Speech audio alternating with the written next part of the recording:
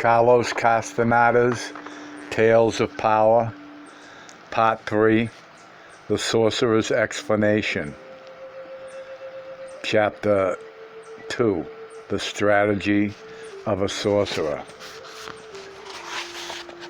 Don Juan was at Don Gennaro's house when I got there in the late morning. I greeted them. "Hey, what happened to you, Gennaro?" "And I waited for you all night," he said. I knew he was joking. I gotta get this light straight here. I felt light and happy. I had systematically refused to dwell on whatever I had witnessed the day before. At that moment, however, my curiosity was uncontrollable, and I asked him about it. "Oh, that was a simple demonstration of all the things that you should know before you get the sorcerer's explanation," he said. "What you did yesterday made Gennaro feel that you have stored enough power to go for the real thing. You have obviously followed his suggestions. Yesterday, you let the wings of your perception unfold." This thing here. You let the wings of your perception unfold. I have a little microphone problem here. All right, there we go. If I can find out where I was. You have obviously followed him. You were stiff, but you still perceived all the comings and goings of the Nawal. In other words, you saw. You also confirmed something which at this time is even more important than seeing, and that was the fact that you can now place your unwavering attention on the Nawal. And that's what will decide the outcome of the last issue, the Sorcerer's Explanation. Pablito and you will go into it at the same time. It is a gift of power to be accompanied by such a fine warrior. That seemed to be all he wanted to say. After a while, I asked him about Don Gennaro. "He's around," he said. "He went into the bushes to make the mountains tremble." I heard at that moment a distant rumble, like muffled thunder. Don Juan looked at me and laughed. He made me sit down and asked if I had eaten. I had, so he handed me my notebook and led me to Don Gennaro's favorite spot, a large rock on the west side of the house, overlooking a deep ravine. "Now is when I need your total attention," Don Juan said. "Attention in the sense that warriors understand attention. A true pause, in order to allow the sorcerer's explanation to fully soak through you. We are at the end of our task. All the necessary instruction has been given to you, and now you must stop, look back, and reconsider your steps. Sorcerers say that this is the only way to consolidate one's gains.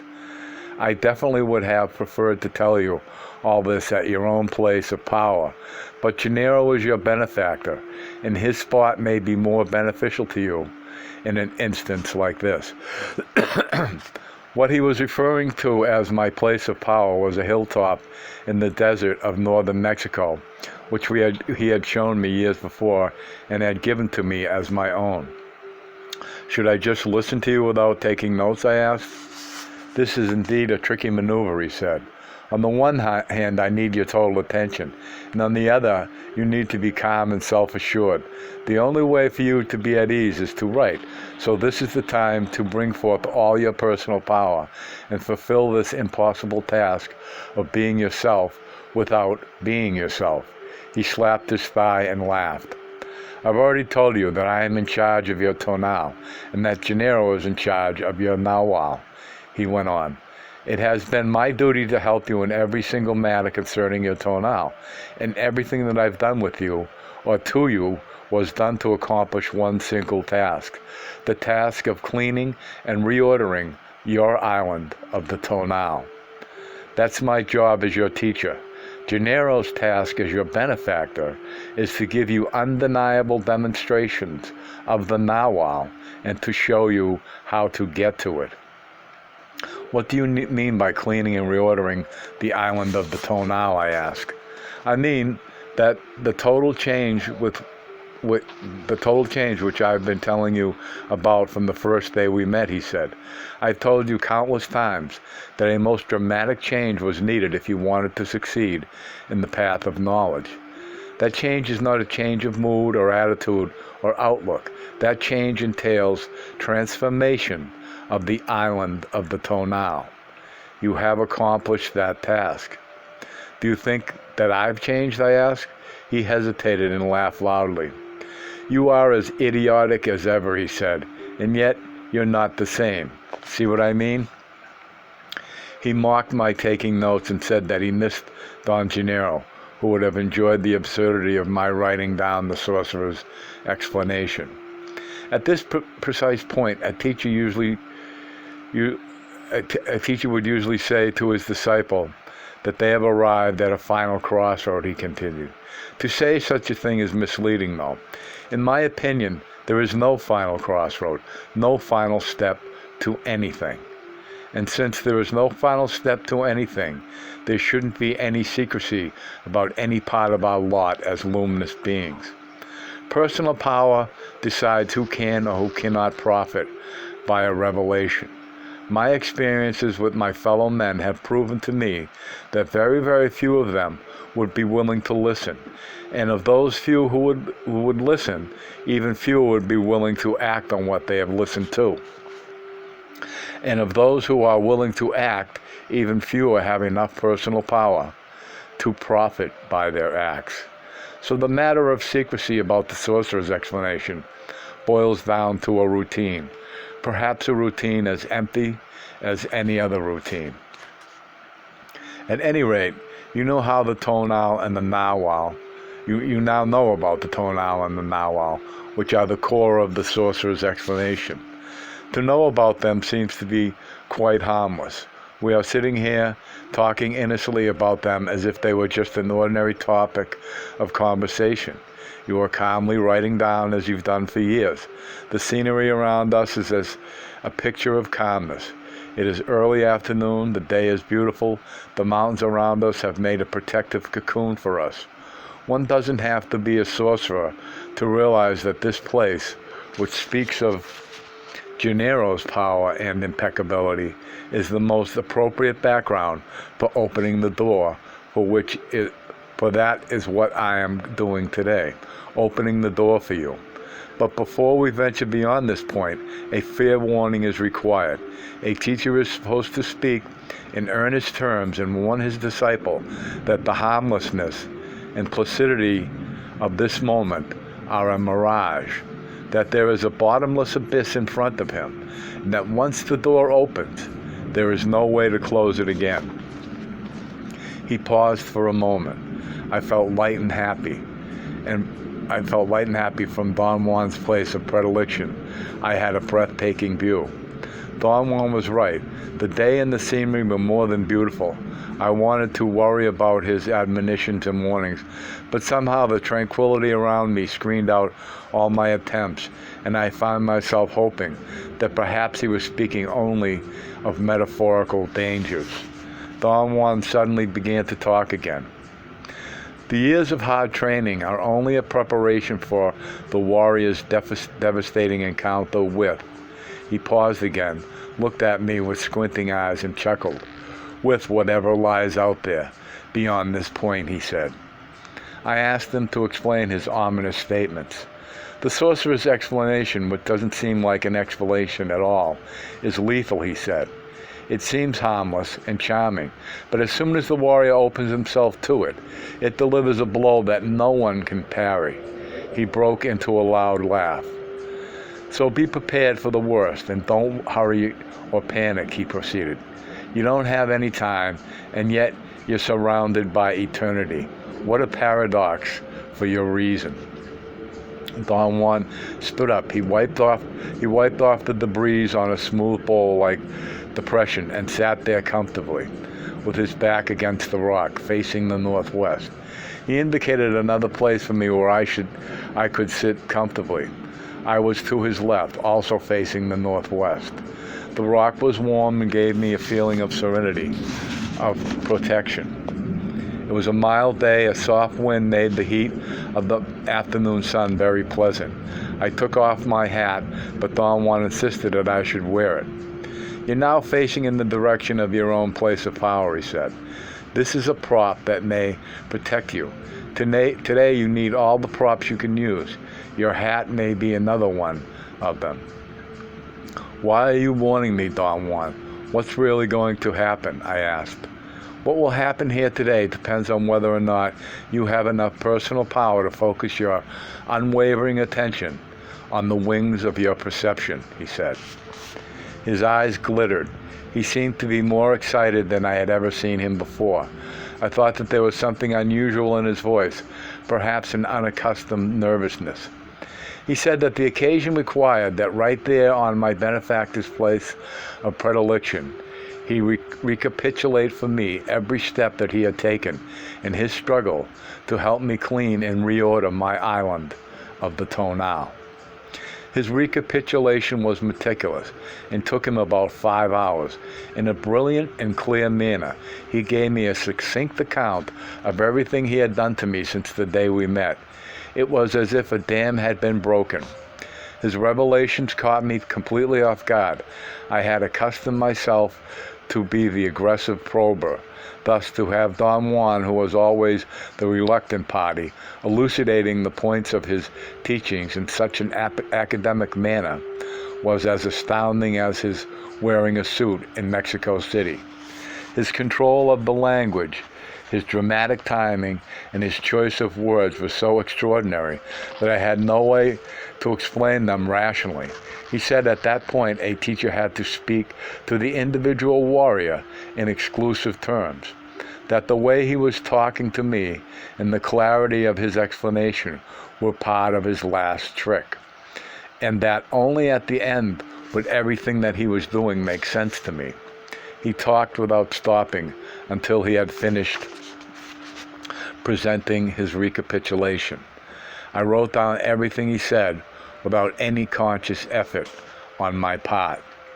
Let me begin by telling you that a teacher never seeks apprentices, and no one can solicit the teachings, he said. It is always an omen which points out an apprentice. A warrior who may be in the position of becoming a teacher must be alert in order to catch his cubic centimeter of chance. I saw you just before we met. You had a good tonal, like that girl we encountered in Mexico City. After I saw you, I waited, very much like what we did with the girl that night in the park. The girl went by without paying attention to us, but you were brought to me by a man who ran away after babbling inanities. You were left there facing me, also babbling inanities. I knew I had to act fast and hook you. You yourself would have had to do something of that sort if that girl would have talked to you. What I did was grab you with my will. Don Juan was alluding to an extraordinary way he had looked at me the day we met. He had fixed his gaze on me, and I had had an inexplicable feeling of vacity, V-A-C-U-I-T-Y, never heard that one before, vacity or numbness. I could not find any logical explanation for any reaction, and I have always believed that after our first meeting, I went back to see him only because I had become obsessed with that look. That was my quickest way of hooking you, he said. It was a direct blow to your tonal. I numbed it by focusing my will on it. How did you do that? I asked. The warrior's gaze is placed on the right eye of the other person, he said.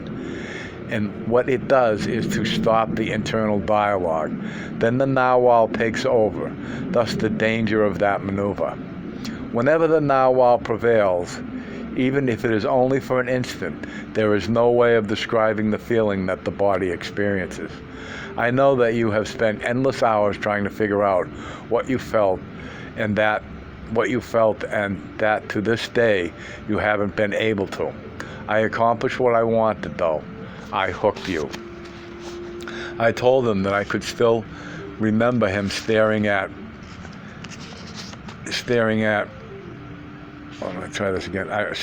me. The gaze on the right eye is not a stare, he said. It is rather a forceful grabbing that one does through the eye of the other person. In other words, one grabs something that is behind the eye. One has the actual physical sensation that one is holding something with the will. He scratched his head, tilted his hat to the front over his face. That is naturally only a way of talking, he continued, a way of explaining weird physical sensations. He ordered me to stop writing and look at him. He said that he was going to grab my toenail gently with his will. The sensation I experienced was a repetition of what I had felt on the first day when we had met on other occasions when Don Juan had made me feel that his eyes were actually touching me in a physical sense. Oh, by the way, I don't know if you can hear those planes. Those are F-35s up there. I don't know if they're coming through on they're practicing up there. But how do you make me feel you're touching me, Don Juan? What do you actually do, I asked. There's no way of exactly describing what one does, he said. Something snaps forward from someplace below, the stomach. That something has direction and can be focused on anything. I again felt something like a soft tweezers clasping some undefined part of me. It works only when a warrior learns to focus his will, Don Juan explained after he moved his eyes away. There's no way of practicing it. Therefore, I have not recommended or encouraged its use. At a given moment in life of a warrior, it simply happens. No one knows how. He remained quiet for a while. I felt extremely apprehensive. Don Juan suddenly began to speak again. The secret is in the left eye, he said. As a warrior progresses on the path of knowledge, his left eye can clasp anything. Usually the left eye of a warrior has a strange appearance. Sometimes it becomes permanently crossed, or it becomes smaller than the other, or larger, or different in some way. He glanced at me and in a joking manner pretended to examine my left eye. He shook his head in a mocking disapproval and chuckled.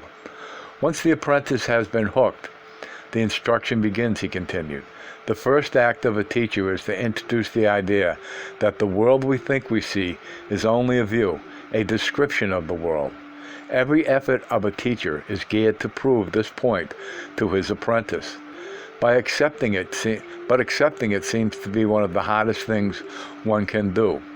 We are complacently caught in our particular view of the world, which compels us to feel and act as if we knew everything about the world.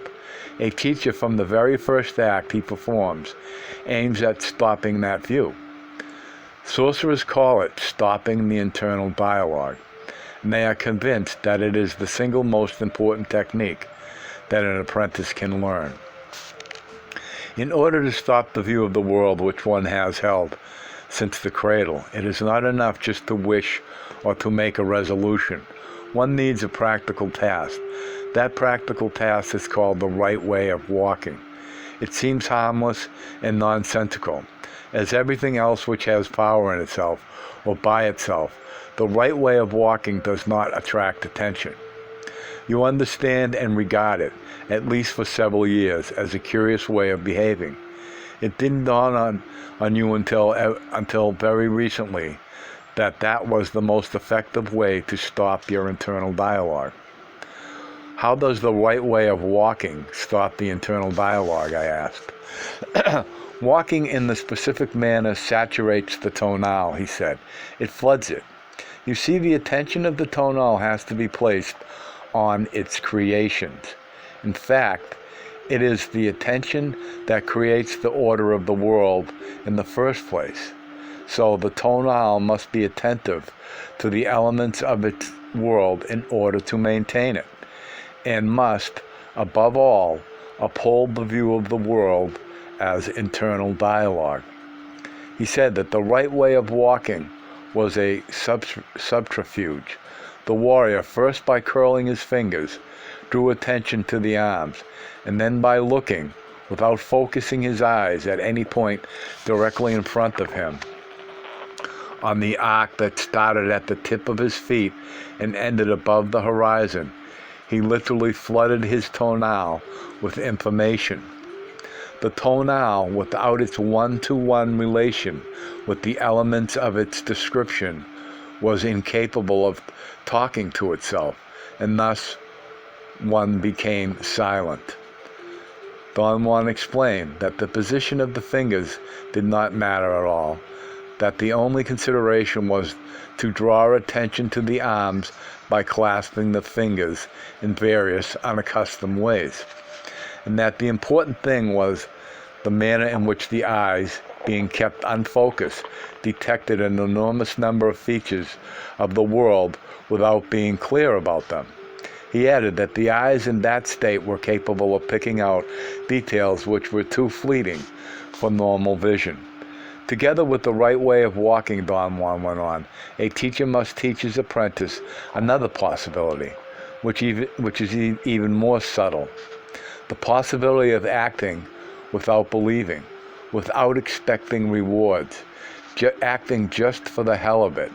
I wouldn't be exaggerating if I told you that the success of a teacher's enterprise depends on how well and how harmoniously he guides his apprentice in this specific respect.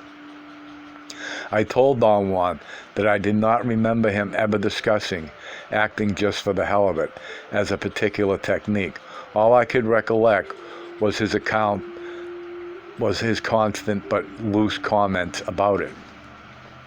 He laughed and said that his maneuver had been so subtle that it had bypassed me to that day. He then reminded me of all the nonsensical joking tasks that he used to give me every time I had been at his house.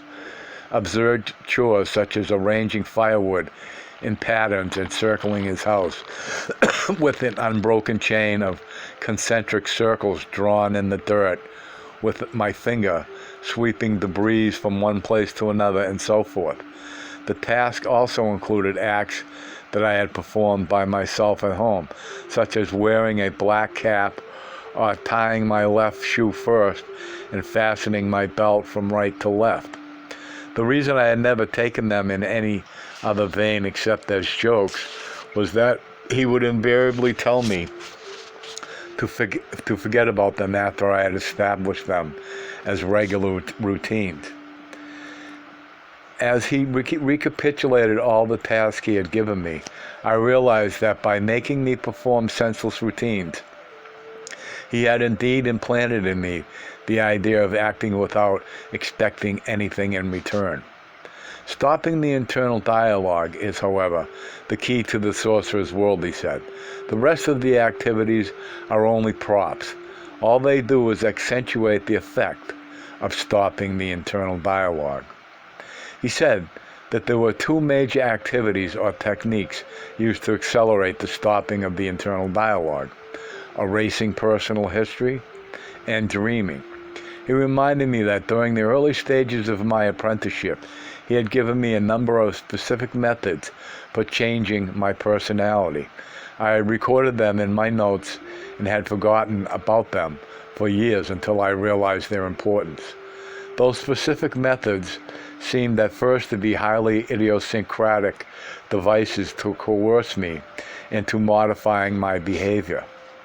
He explained that the art of a sorcerer was to deviate the apprentice's attention from the main issue. A poignant example of that art was the fact that I had not realized until that day that he had actually tricked me into learning a most crucial point: to act without expecting rewards. He said that in line with that rationale, he had rallied my interest around the idea of seeing, which he properly understood was the act of dealing directly with the Nawal, an act that was an unavoidable end result of the teachings, but an unattainable task as a task per se. What was the point of tricking me that way, I asked. Sorcerers are convinced that all of us are a bunch of nincompoops, he said. We can never relinquish our crummy control voluntarily. Thus, we have to be tricked. His contention was that by making me focus my attention on a pseudo-task, learning to see, he had successfully accomplished two things. First, he had outlined the direct encounter with the Nawal without mentioning it. And second, he had tricked me into considering the real issues of his teachings as inconsequential affairs. Erasing personal history and dreaming were never as important to me as seeing. I regarded them as entertaining activities. I even thought that they were practices for which I had the greatest facility. The greatest facility, he said, mocking when he heard my comments. A teacher must not leave anything to chance. I told you that you were correct in feeling that you were being tricked. The problem was that you were convinced that the tricking was directed at fooling your reason. For me, tricking meant to distract your attention or to trap it as the case required. He looked at me with squinting eyes and pointed all around us with a sweeping gesture of his arm. The secret of all of this is in one's attention, he said. What do you mean, Don Juan? All of this exists only because of our attention. This very rock that we are sitting on is this very rock we are sitting on is a rock because we have been forced to give our attention to it as a rock. I wanted him to explain that idea. He laughed and raised his accusing finger at me. This is a recapitulation, he said. We'll get to that later. He asserted that because of his decoy maneuver, I became interested in erasing personal history and dreaming, and he said that the effects of those two techniques were ultimately devastating if they were exercised in their totality, and that then his concern was the concern of every teacher, not to let his apprentice do anything that would plunge him into aberration and morbidity. Erasing personal history and dreaming should only be a help, he said. What an apprentice needs to buffer him is temperance and strength. That's why a teacher introduces the warrior's way, or living like a warrior. This is the glue that joins together everything in a sorcerer's world. Bit by bit, a teacher must forge and develop it. Without the sturdiness and level-headedness of the warrior's way, there is no possibility of withstanding the path of knowledge.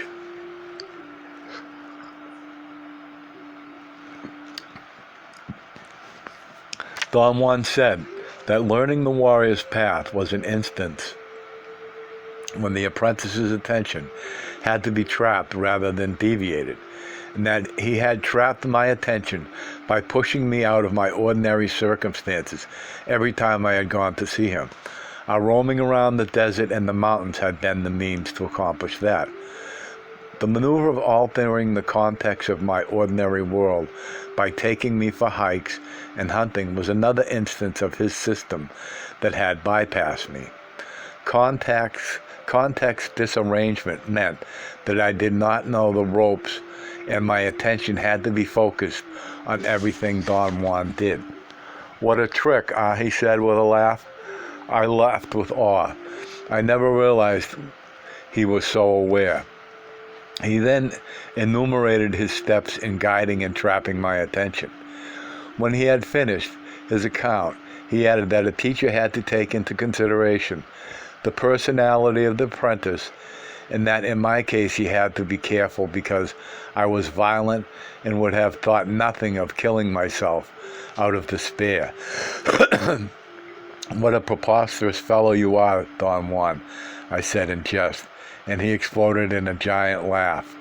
He explained that in order to help erase personal history, 3 other techniques were taught. They were losing self-importance, assuming responsibility, and using death as an advisor. The idea was that without the beneficial effect of those 3 techniques, erasing personal history would involve the apprentice in being shifty, evasive, and unnecessarily dubious about himself and his actions. Don Juan asked me to tell him what had been the most natural reaction I had had in moments of stress, frustration, and disappointment before I became an apprentice. He said that his own reaction had been wrath. I told him that mine had been self-pity. Although you are not aware of it, you had to work your head off to make that feeling a natural one, he said. By now, there is no way for you to recollect the immense effort that you needed to establish self-pity as a feature of your island. Self-pity bore witness to everything you did. It was just at your fingertips, ready to advise you. Death is considered by a warrior to be a more amenable advisor, which can also be brought to bear witness on everything one does, just like self-pity or wrath. Obviously, after an untold struggle, you had learned to feel sorry for yourself, but you can also learn in the same way to feel your impending end, and thus you can learn to have the idea of your death at your fingertips. As an advisor, self-pity is nothing in comparison to death. Don Juan pointed out that there was seemingly a contradiction in the idea of change. On the one hand, the sorcerer's world called for a drastic transformation, and on the other hand, the sorcerer's explanation said that the island of the tonal was complete, and not a single element of it could be removed. Change, then, did not mean obliterating anything, but rather altering the use assigned to those elements. Take self-pity, for instance. There is no way to get rid of it for good. It has a definite place and character in your island, a definite facade which is recognizable. Thus, every time the occasion arises, self-pity becomes active. It has history. If you then change the facade of self-pity, you would have shifted its place of prominence. I asked him to explain the meaning of his metaphors, especially the idea of changing facades. I understood it as perhaps an act of playing more than one role at the same time. One changes the facade by altering the use of the elements of the island, he replied.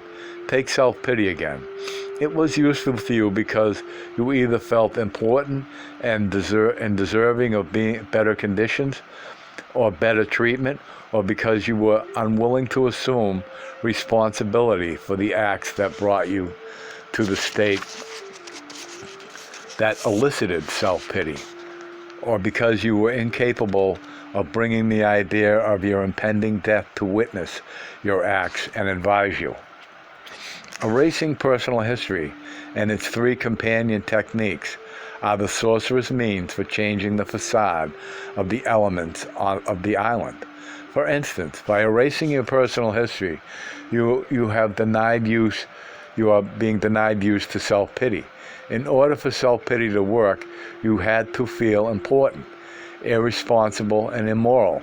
When those feelings were altered in some way, it was no longer possible for you to feel sorry for yourself. The same way was true with all the other elements which you've changed on your island. Without using those four techniques, you never could have succeeded in changing them. But changing the facade means only that one has assigned a secondary place to a formerly important element.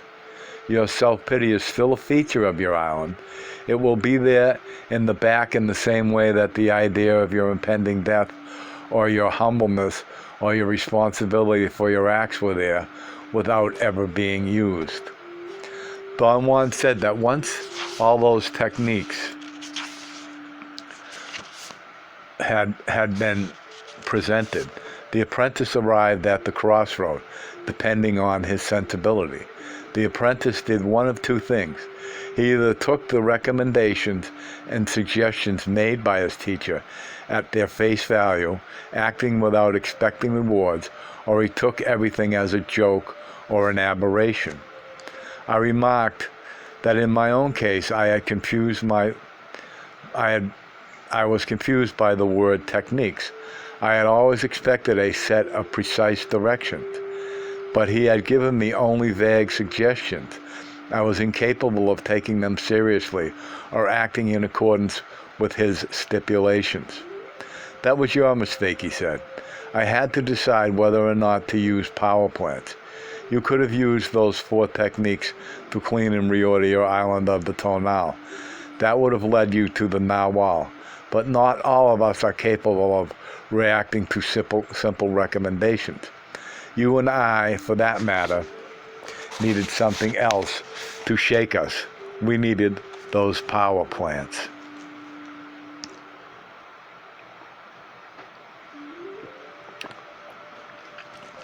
It had indeed taken me years to realize the importance of those early suggestions made by Don Juan. The extraordinary effect of those psychotropic plants had on me was that they gave me the bias that their use was the key feature of the teachings. I held on to that conviction, and it was only in the later years of my apprenticeship that I realized that the meaningful transformation and finding of sorcerers were always done in states of sober consciousness. What would have happened if I had taken your recommendation seriously, I asked. You would have gotten to the narwhal, he replied, but you would have gotten to the narwhal without a benefactor. Power provides according to your impeccability, he said. If you had seriously used those 4 techniques, you would have stored enough personal power to find the benefactor. You would have been impeccable, and power would have opened all the necessary avenues. That is the rule. Why didn't you give me more time, I asked. You had all the time you needed, he said. Power showed you the way. One night I gave you a riddle to work out, and you had to find your beneficial spot in front of the door of beneficial spot in front of the door of my house. That night you performed marvelously under pressure, and in the morning you fell asleep over a very special rock that I had put there. Power showed me that you had to be pushed mercilessly, or you wouldn't do a thing. Sound familiar? Did power plants help me, I asked. Certainly, he said. They opened you up by stopping your view of the world. In this respect, power plants have the same effect on the tonal as the right way of walking. Both flood it with information and force the internal dialogue to come to a stop. The plants are excellent for that, but very costly. They cause untold damage to the body. This is your drawback, especially with the devil's weed. This is their drawback, especially with the devil's weed.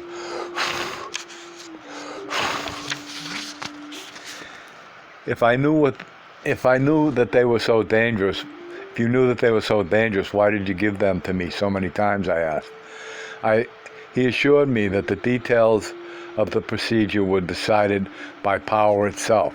He said although the teachings were supposed to cover the same issues with all the apprentices, the order was different for each one, and that he had gotten repeated indications that I needed a great deal of coercion in order to bother with anything. I was dealing with a sassy, immortal being who had no respect for his life or his death, he said, laughing. I brought up the fact that he had described and discussed those plants in terms of anthropomorphic qualities. His reference to them were always as if the plants had personalities. He replied that was a prescribed means for deviating the apprentice's attention away from the real issue, which was stopping the internal dialogue. If they are used only to stop the internal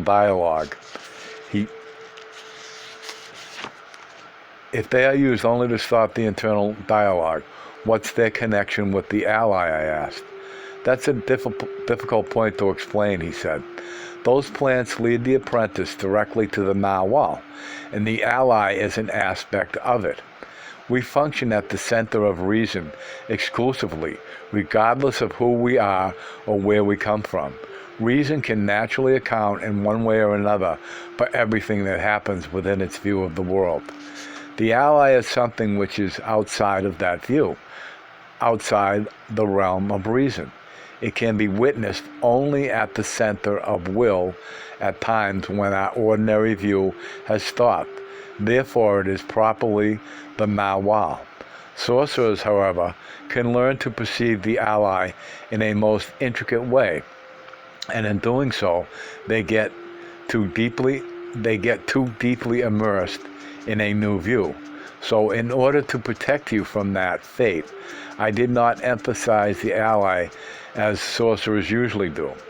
Sorcerers have learned, after generations of using power plants, to account in their views for everything that is accountable about them.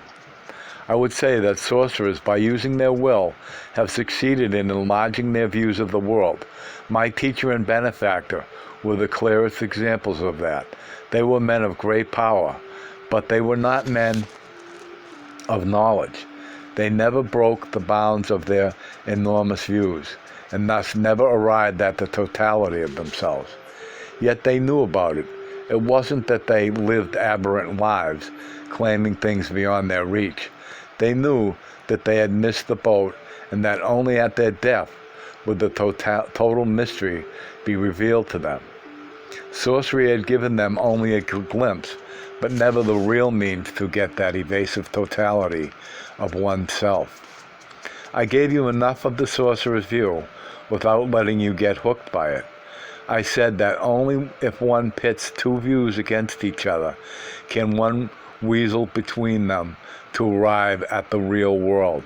I meant that one can arrive at the totality of oneself only when one fully understands that the world is merely a view, regardless of whether the view belongs to an ordinary man or to a sorcerer. Here is where I varied from the tradition. After a lifelong struggle, I know that what matters is not to learn a new description, but to arrive at the totality of oneself.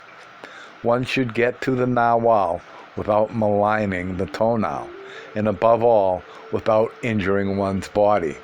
You took those plants following the exact steps I followed myself. The only difference was that instead of plunging you into them, I stopped when I judged you had stored enough views of the Nawal.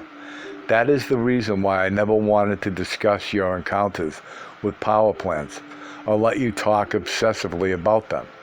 There was no point in elaborating about the unspeakable. Those were true excursions into the Nawal, the unknown. I mentioned that my need to talk about my perceptions under the influence of psychotropic plants was due to an interest in elucidating my hypothesis of my own. I was convinced that with the aid of such plants, he had provided me with memories of inconceivable ways of perceiving. Those memories, which at the time I experienced them, may have seemed idiosyncratic and disconnected by anything meaningful, were later assembled into units of meaning. I knew that Don Juan had artfully guided me each time, that any assembling of meaning was made under his guidance. I don't want to emphasize those events or explain them, he said dryly. The act of dwelling on explanations will put us right back to where we don't want to be. That is, we'll be thrown back into a view of the world, this time a much larger view.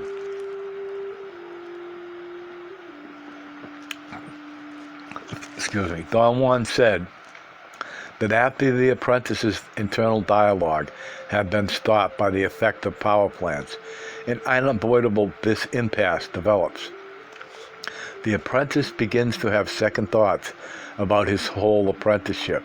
In Don Juan's opinion, even the most willing apprentice at that point would rather suffer a serious loss of interest. Power plants shake the tonal and threaten the solidity of the whole island, he said. It is at this time that the apprentice retreats, wisely so. He wants to get out of the whole mess. It is also this time that the teacher sets up the most artful trap, the worthy opponent. This trap has two purposes. First, it enables the teacher to hold the apprentice, and second, it enables the apprentice to have a point of reference for further use. The trap is a maneuver that brings forth a worthy opponent into the arena. Without the aid of a worthy opponent, who's not really an enemy but a thoroughly dedicated adversary, the apprentice has no possibility of continuing on the path of knowledge. The best of men would quit at this point if it were left up to them to decide. I brought to you as a worthy opponent the finest warrior one can find, La Catalina. Don Juan was talking about a time years before when he led me into a long-range battle with an Indian sorceress. I put you in bodily contact with her, he proceeded. I chose a woman because you trust women. To disarrange that trust was very difficult for her. She confessed to me years later that she would have liked to quit because she liked you. But she's a great warrior, and in spite of her feelings, she nearly blasted you off the planet. She disarranged your tonal so intensely that it was never the same again. She actually changed features on the face of your island so deeply that her act sent you into another realm. One may say that she could have become your benefactor herself, had it not been that you were not cut out to be a sorcerer like she is. There was something amiss between you two. You were incapable of being afraid of her. You nearly lost your marbles one night when she accosted you, but in spite of that, you were attracted to her. She was a desirable woman to you, no matter how scared you were. She knew that. I caught you one day in town looking at her, shaking in your boots with fear, and yet drooling at her. Because of the acts of a worthy opponent, then an apprentice can either be blasted to pieces or changed radically. La Catalina's action with you, since they did not kill you, not because you did not try hard enough, but because you were durable, had a beneficial effect on you, and also provided you with the decision. The teacher uses the worthy opponent to force the apprentice into the choice of his life. The apprentice must choose between the warrior's world and his ordinary world, but no decision is possible unless the apprentice understands the choice. Thus, a teacher must have a thoroughly patient and understandable attitude, and must lead his man with a sure hand to that choice, and above all must make sure that his apprentice chooses the world and the life of a warrior.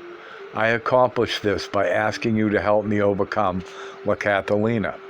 I told you that she was about to kill me, and that I needed your help to get rid of her. I gave you fair warning about the consequences of your choice, and plenty of time to decide whether or not to make it. I clearly remembered that Don Juan had set me loose that day. He told me that if I did not want to help him, I was free to leave and never come back. I felt at that moment that I was at liberty to choose my own course and had no further obligation to him. I left his house and drove away with a mixture of sadness and happiness. I was sad to leave Don Juan, and yet I was happy to be through with all the disconcerting activities. I thought of Los Angeles and my friends and all the routines of my daily life which were waiting for me, those little routines which had always given me so much pleasure. For a while I felt euphoric. The weirdness of Don Juan and his life was behind me, and I was free. My happy mood did not last long, however. My desire to leave Don Juan's world was untenable. My routines had lost their power. I tried to think of something I wanted to do in Los Angeles, but there was nothing. Don Juan had once told me that I was afraid of people and had learned to defend myself by not wanting anything. He said that not wanting anything was a warrior's finest attainment. In my stupidity, however, I had enlarged the sensation to not wanting anything and had made it lapse into not liking anything. Thus my life was boring and empty.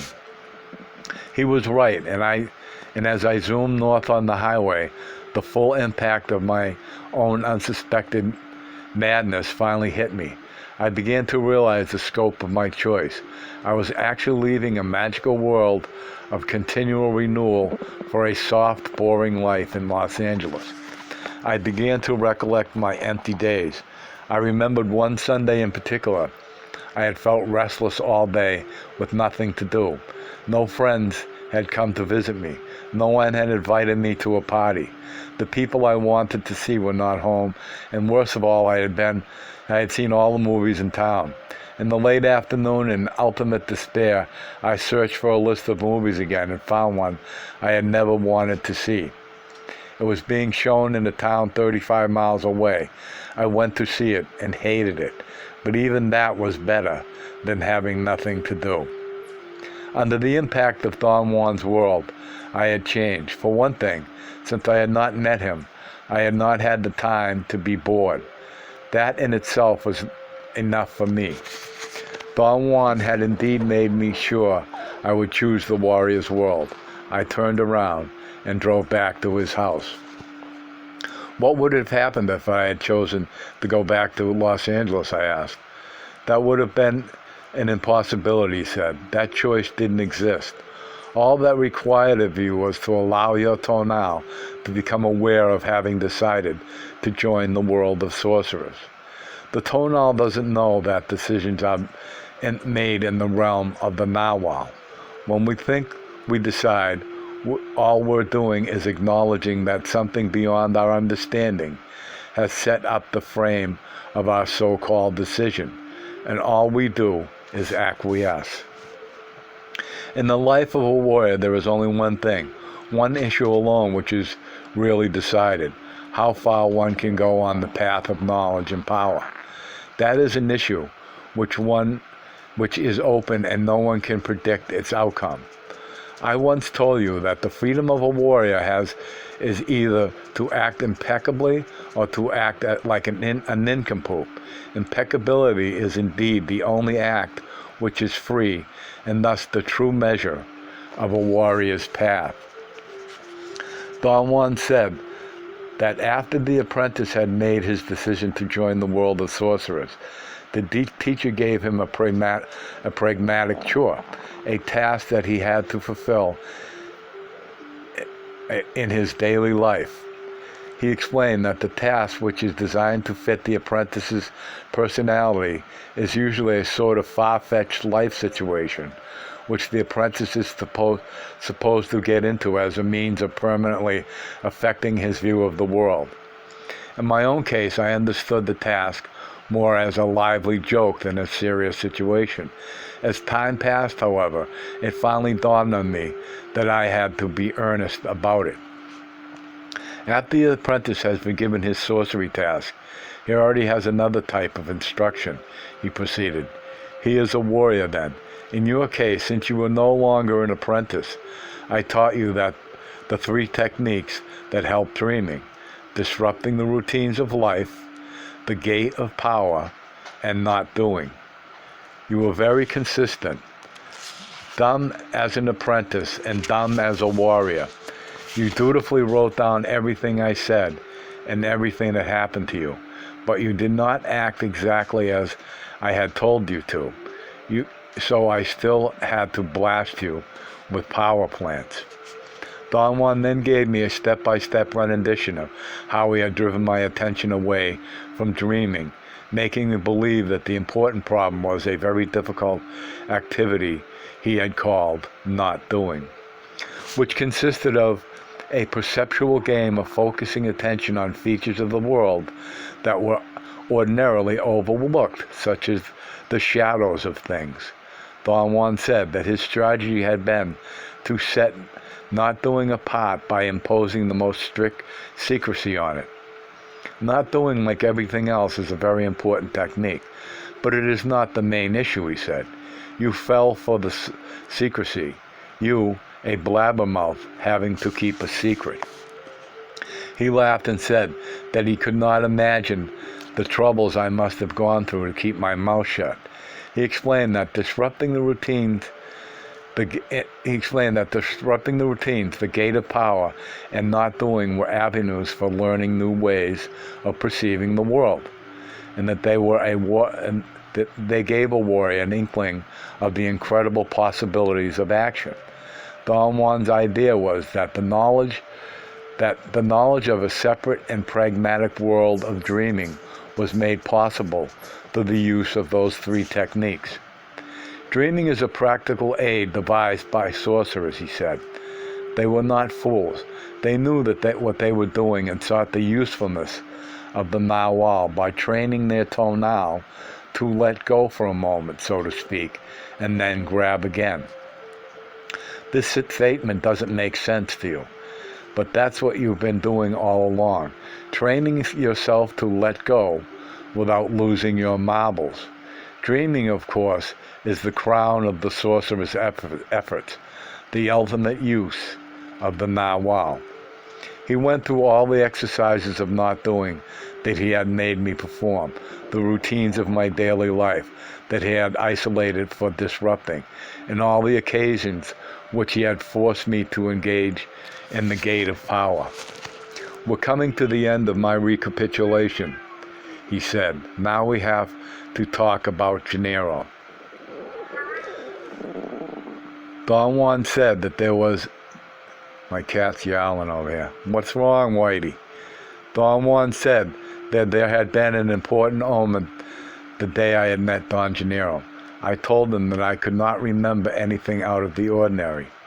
He reminded me that on the day we had been sitting on a park bench, he said that he had mentioned earlier to me that he was going to wait for a friend I had never met before, and that when the friend appeared, I singled him out, without any hesitation in the midst of a huge crowd. That was the omen that made them realize that Don Gennaro was my benefactor.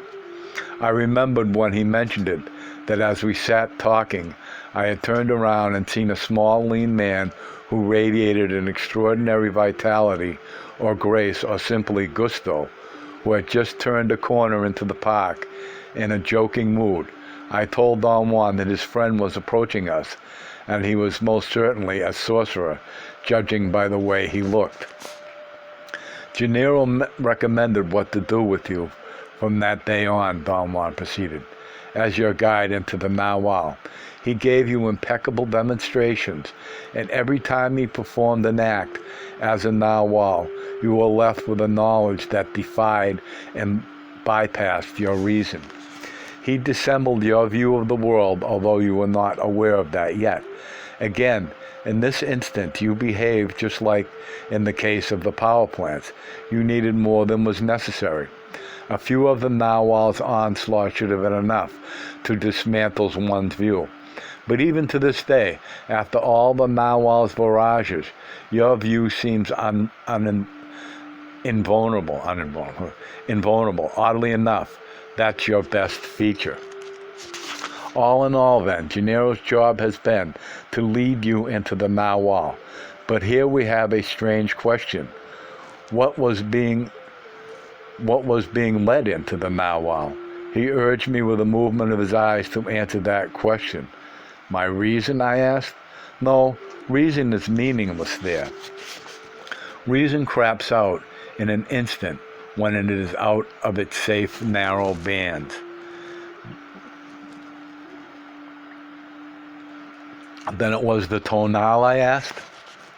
No, the tonal and the narwhal are the two inherent parts of ourselves, he said dryly. They cannot be led into each other. My perception, I asked? You've got it, he yelled, as if I were a child giving the right answer. We're coming now to the sorcerer's explanation. I've warned you already that it won't explain anything, and yet... He paused and looked at me with shiny eyes. This is another of the sorcerer's tricks. What do you mean? What's the trick? I asked, with a touch of alarm. The sorcerer's explanation, of course, he replied. You'll see that for yourself. But let's continue with it. Sorcerers say that we are inside a bubble. It is a bubble into which we are placed at the moment of our birth. At first the bubble is open, and then it begins to close until it has sealed us in.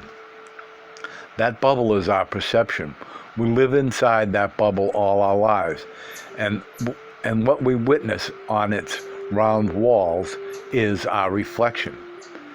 He lowered his head and looked at my askance. He giggled. "You're goofing," he said. "You're supposed to raise a point here." I laughed. Somehow his warnings about the sorcerer's explanation, plus the realization of the awesome range of his awareness, had finally begun to take their toll on me. "What was the point I was supposed to raise?" I asked. Excuse me.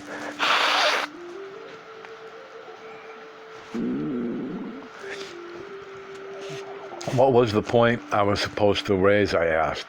It was, if what we witnessed on the walls of our reflection, let me read this again. If what we witness on the walls is our own reflection, then the thing that's being reflected must be the real thing, he said, smiling. "That's a good point," I said in a joking tone. My reason could easily follow that argument. "The thing reflected in our view of the world," he said. "The view is first a description, which is given to us from the moment of our birth, until all our attention is caught by it, and the description becomes our view. The teacher's task is to rearrange the view, to prepare the luminous being for the time when the benefactor opens the bubble from the outside." He went into another studied pause and made another remark about my lack of attention, judged by my incapacity to make an appropriate comment to question. "What should have been my question?" I asked. "Why should the bubble be opened?" he replied. He laughed loudly and patted me on the back when I said, "That's a good question." "Of course," he exclaimed. "It has to be a good question for you. It's one of your own. The bubble is opened in order to allow the luminous being to view his totality," he went on. "Naturally, this business of calling it a bubble is only a way of talking, but in this case, it is an accurate way. The delicate maneuver of leading a luminous being into the totality of himself requires that the teacher work from the inside the bubble and the benefactor from outside. The teacher reorders the view of the world. I have called that view the island of the tonal. I've said that everything that we are is on that island. The sorcerer's explanation says that the island of the tonal is made by our perception, which has been trained to focus on certain elements. Each of those elements and all of them together form our view of the world. The job of the teacher, insofar as the apprentice perception is concerned, consists of reordering all the elements on the island of the island on one half of the bubble. By now, one must have realized that cleaning and reordering the island of the tonal means regrouping all of its elements on the side of reason. My task has been to disarrange your ordinary view, not to destroy it, but to force it to rally on the side of reason. You've done that better than anyone I know." He drew an imaginary circle on the rock and divided it along a vertical diameter.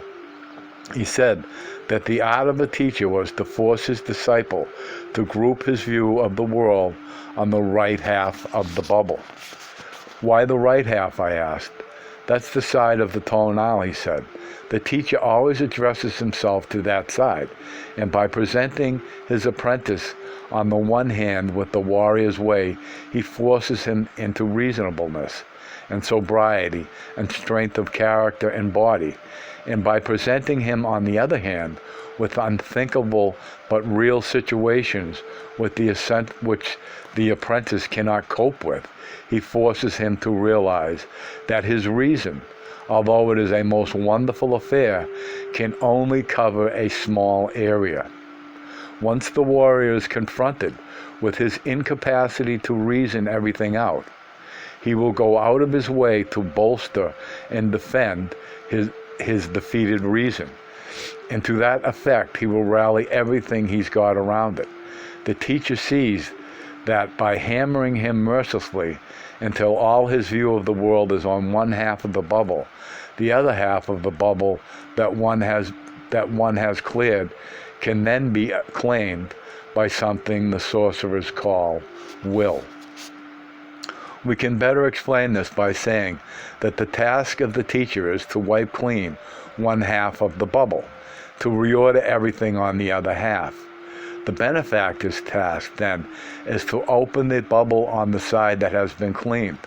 Once the seal is broken, the warrior is never the same. He has then the command of his totality. Half of the bubble is the ultimate center of reason, the tonal. The other half is the ultimate center of will, the nawal.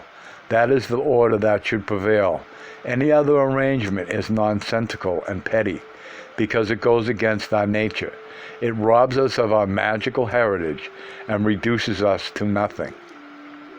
Don Juan stood up, stretched his arm back, and walked around, loosening up his muscles. It was a bit cold by then. I asked him if we were through. Why, the show hasn't even started yet, he explained and laughed. That was only the beginning. He looked at the sky, pointed to the west with a casual movement of his hand. In about an hour, the Nawal would be here, he smiled. He sat down again. We have one single issue left, he continued.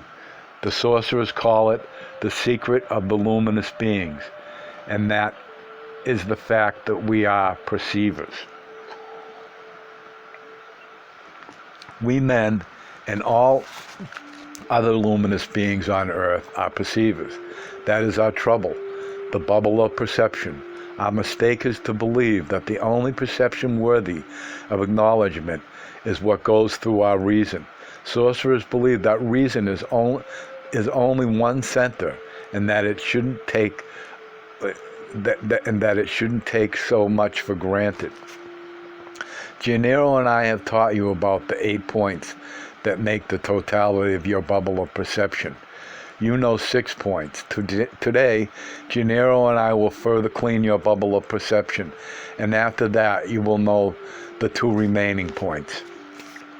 He abruptly changed the topic and asked me to give him a detailed account of my perception of the day before, starting from the point of where I saw Gennaro sitting on a rock by the road.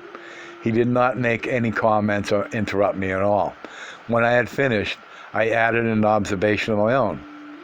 I had talked to Nesta and Pablito in the morning, and they had given me an account of their perceptions, which were similar to mine.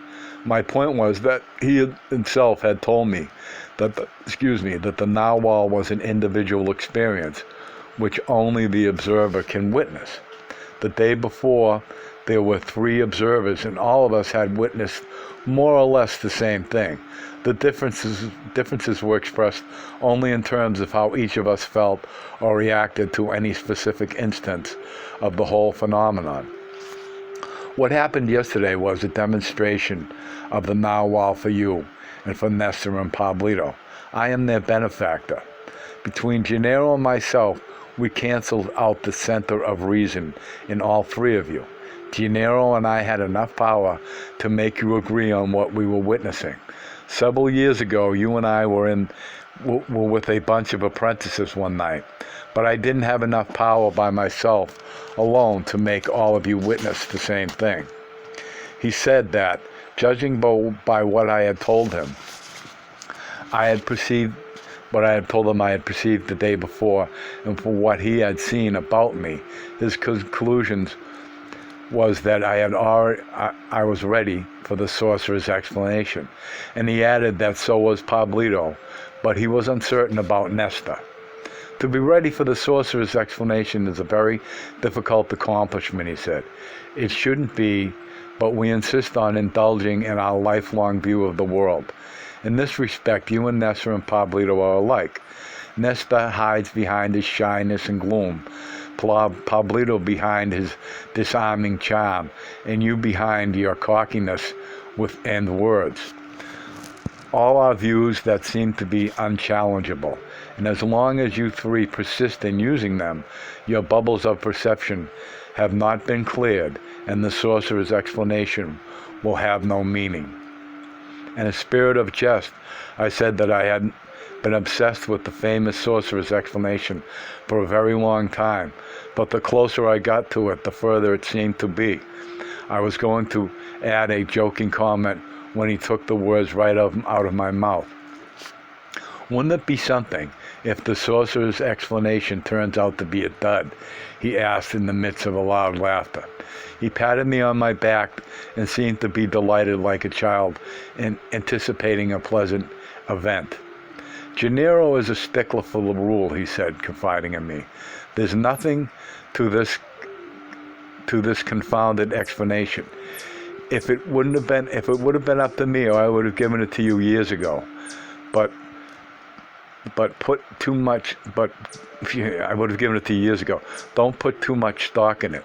He looked up and examined the sky. Now you are ready, he said, in a dramatic and solemn tone. It's time to go. But before we leave this place, I have to tell you one last thing. The mystery or the secret of the sorcerer's explanation is that it deals with unfolding the wings of perception. He put his hand over my writing pad and said that I should go to the bushes and take care of my bodily function, and after that I should take off my clothes and leave them in a bundle right where they are. I looked at him questioningly and he explained that I had to be naked, but that I could keep my shoes on and my shoes and my hat on. I insisted on knowing why I had to be naked. Don Juan laughed and said that the reason was rather personal and had to do with my own comfort, and that I myself had told him that that was the way I wanted it. His explanation baffled me. I felt he was playing a joke on me, or that in conformity with what he had revealed to me, he was simply displacing my attention. I wanted to know why he was doing that. He began to talk about an incident that had happened to me years before, while we had been in the mountains of northern Mexico with Don Gennaro. On that occasion, they were explaining to me that reason could not possibly account for everything that took place in the world. In order to give me an undeniable demonstration of it, Don Gennaro performed a magnificent leap as a narwhal and elongated himself to reach the top of some peaks 10 or 15 miles away. Don Juan said that I had missed the issue, and that as far as convincing my reason was concerned, Don Gennaro's demonstration was a failure. But from a point of view of my bodily reaction, it was not. The bodily reaction that Don Juan was referring to was something which was very vivid in my mind. I saw Don Gennaro disappear in front of my very eyes, as if the wind had swished him away. His leap, or whatever he had done, had had such a profound effect on me that I felt as if his movement had ripped something in my intestines. My bowels became loose, and I had to throw away my pants and shirt. My discomfort and embarrassment knew no limits. I had to walk naked, wearing only a hat, on a heavily trafficked highway until I got to my car. Don Juan reminded me it was then that I had told him not to let me ruin my clothes again. After I had taken my clothes off, we walked a few hundred yards to a very large rock overlooking the same ravine. He made me look downward. There was a drop of over 100 feet. He then told me to turn off my internal dialogue and listen to the sounds around us. After a few moments, I heard the sound of a pebble bouncing from rock to rock on its way down to the bottom of the ravine. I heard every single bounce of that pebble with inconceivable clarity. Then I heard another pebble being thrown, and another one. I lifted my head to align my left ear to the direction of the sound, and saw Don Gennaro sitting on top of the rock, 12 to 15 feet from where we were. He was casually tossing pebbles down into the ravine. He yelled and cackled when I saw him, and he said that he had been standing there waiting for me to discover him. I had a moment of bafflement. Don Juan whispered in my ear repeatedly that my reason was not invited to that event, and that I should give up the nagging desire to control everything. He said that the narwhal was a perception only for me, and that was the reason Pablito had not seen the narwhal in my car.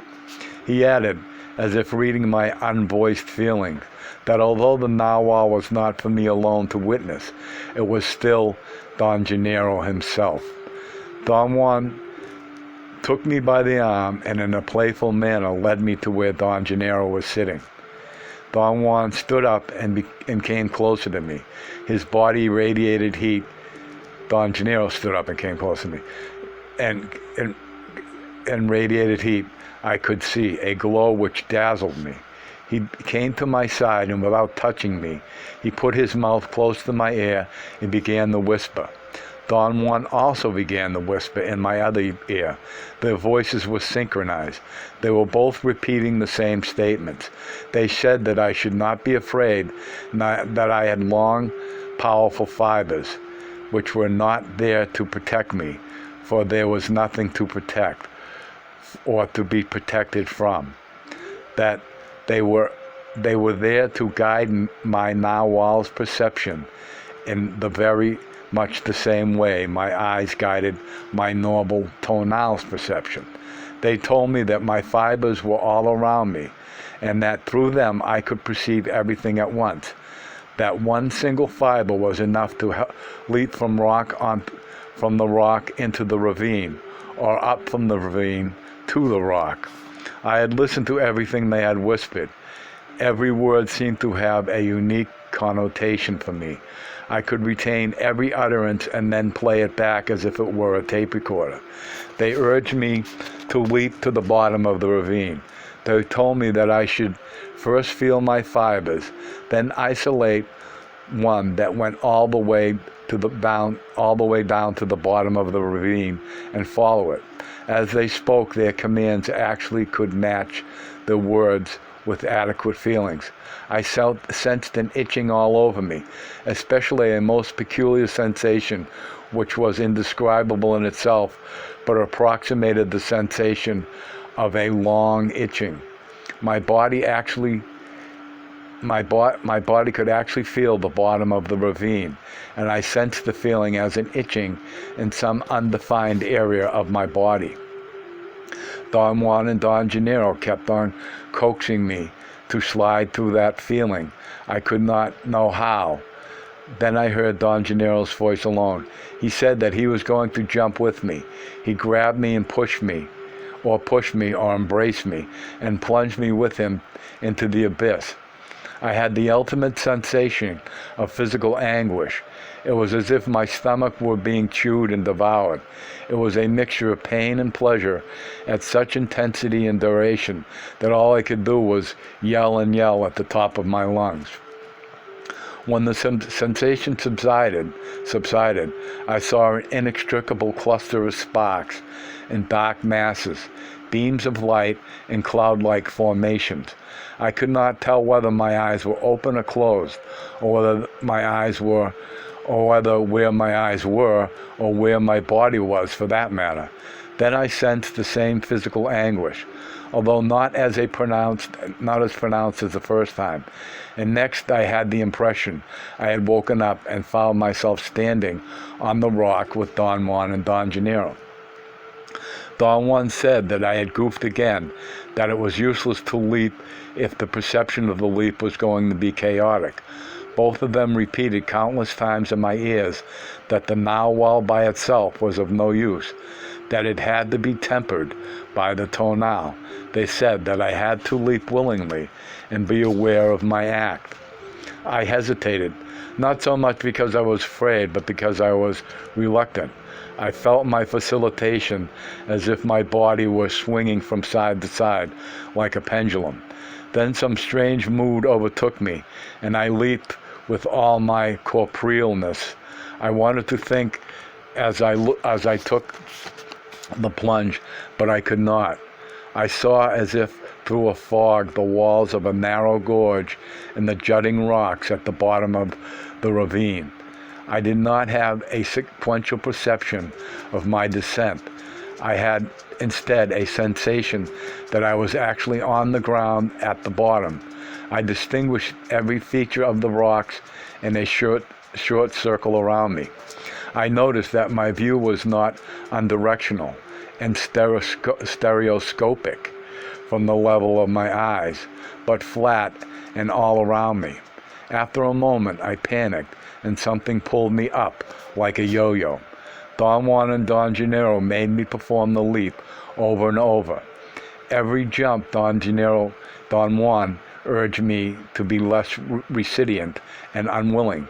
He said that time and time again, that's the sorcerer's secret in using the narwhal in our perception, that leaping was simply an exercise in perception, that it would end only after I had succeeded in perceiving as a perfect tonal what was at the bottom of the ravine. At one moment I had an inconceivable sensation. I was fully and soberly aware that I was standing on the edge of the rock with Don Juan and Don Gennaro whispering in my ears. Then in the next instant, I was looking at the bottom of the ravine. Everything was perfectly normal. It was almost dark by then, but there was still enough light to make everything absolutely recognizable in the world of my everyday life. I was watching some bushes, which I heard when I heard a sudden noise, a rock rolling down.